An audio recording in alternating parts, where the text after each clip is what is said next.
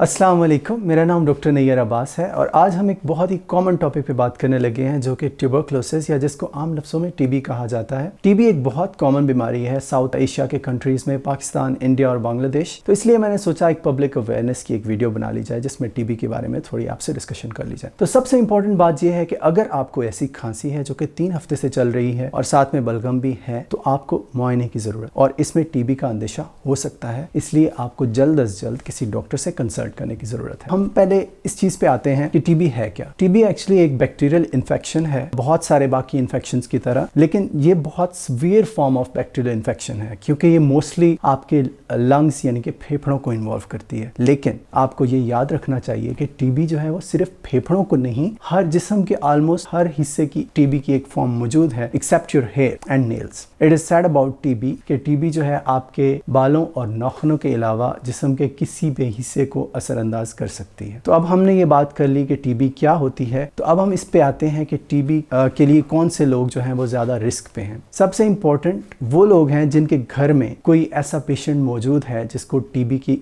अलामतें हैं, जैसे कि जिसको खांसी है, लंबे अरसे से चल रही है, उसके साथ जो लोग कांटेक्ट में हैं वो टीबी के बहुत ज़्यादा रिस्क पे होते हैं। तो उन लोगों को चाहिए कि वो आके अपना टीबी की स्क्रीनिंग करवाएं और टीबी का टेस्ट करवाएं। दूसरे वो लोग जो कि ओवर क्राउडेड जगहों पे रहते हैं, जहाँ पे बहुत ज़्यादा लोगों के साथ इकट्ठे रहते हैं, उन लोगों को भी जो है वो ज़्यादा रिस्क होता है। जैसे फॉर एग्जाम्पल कोई बोर्डिंग स्कूल्स में रह रहे हैं या मदरसों में जैसे बच्चे हैं, वो एक बिल्कुल ओवर क्राउडेड स्पेस होती है जहाँ पे वो रह रहे होते हैं, तो उनको ज़्यादा रिस्क होता है टीबी का। या फिर ऐसे लोग जिनके अंदर ऑलरेडी कुव्वत मुदाफ़त या बीमारियों से लड़ने की सलाहियत जो है वो कम होती है नॉर्मल लोगों से, वो भी ज़्यादा रिस्क पे होते हैं। जैसे कि एड्स के मरीज़ हैं या कोई कैंसर है या फिर उनको किडनी का ट्रांसप्लांट हो चुका है, तो या फिर लॉन्ग टर्म वो स्टेरॉइड्स ले रहे हैं। ये सारे लोग ऐसे हैं जिनकी कुव्वत मुदाफ़त कम हुई होती है और ये लोग ज़्यादा रिस्क पे होते हैं टीबी को एक्वायर करने पे compare to other people in the population. इसके अलावा वो लोग जो कि होमलेस हैं, जिनके पास घर नहीं है जो अनसैनिटरी कंडीशंस में रहते हैं, वो लोग भी ज़्यादा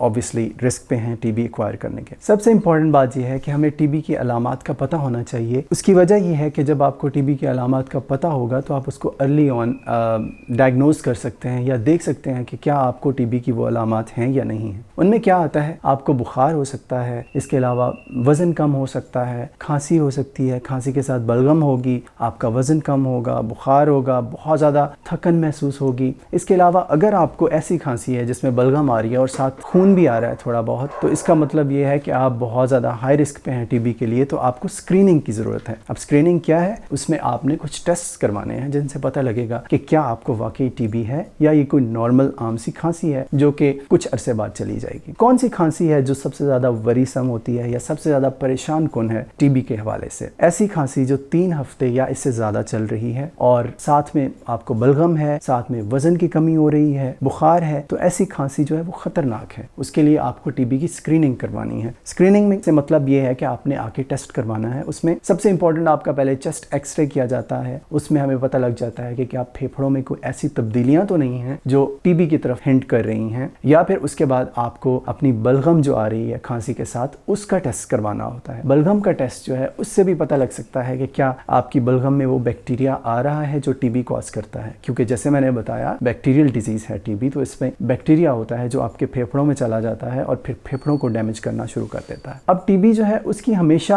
अलामतें नहीं होती, ठीक है। समटाइम्स टीबी जो है वो आपके अंदर खामोशी से रहता है टीबी का बैक्टीरिया, और तब जाके दोबारा रीएक्टिवेट होता है जब आपकी बीमारी से लड़ने की मुदाफ़त की जो कुव्वत है वो कम हो जाती है। और जब वो कम होती है तो फिर टीबी का बैक्टीरिया जो है एक्टिवेट होता है और आपके लंग्स को डैमेज करना शुरू कर देता है। इस फॉर्म ऑफ टीबी जो कि अलामतें नहीं देती और साल साल आपके जिस्म में रहती है और फिर तब एक्टिवेट होती है जब आपकी कुव्वत मुदाफ़त कम होती है, इसको लेटेंट टीबी कहते हैं। और ये इसलिए भी ज़्यादा डेंजरस है क्योंकि इसका पता नहीं चलता, आपको कोई अलामत नहीं आ रही होती और फिर एकदम से टीबी की अलामतें आना शुरू हो जाती हैं। तो इसके लिए हमें स्क्रीन करना पड़ता है या टेस्ट करने पड़ते हैं, देखना पड़ता है कि क्या आपके अंदर टीबी का बैक्टीरिया मौजूद है या नहीं है। तो जैसे मैंने कहा, वो लोग जो किसी टीबी के मरीज के साथ रह रहे हैं उनको चाहिए कि वो हॉस्पिटल में आके अपना एक चेस्ट एक्सरे करवाएं, छाती का एक्सरे। उसमें हमें पता लग सकता है कि कौन सी छाती में ऐसी तब्दीलियां हैं फेफड़ों के अंदर जो कि टीबी को हिंट कर रही हैं। या फिर बलगम का टेस्ट होता है जिसको स्पूटम फॉर एफ भी कहते हैं या स्पूटम स्मीयर कहते हैं, वो भी करवा सकते हैं। उससे भी पता लग सकता है कि क्या आपके बलगम में टीबी का वो बैक्टीरिया है या नहीं है। इसके अलावा और भी कुछ टेस्ट हैं जो खून के जरिए किए जाते हैं, या फिर आपकी बलगम का जो है वो कल्चर भी किया जा सकता है। उससे पता लग सकता है कि आपको टीबी है या नहीं है। खुदा ना खास्ता आपको टीबी हो गया है तो अब आपके पास क्या ऑप्शंस हैं या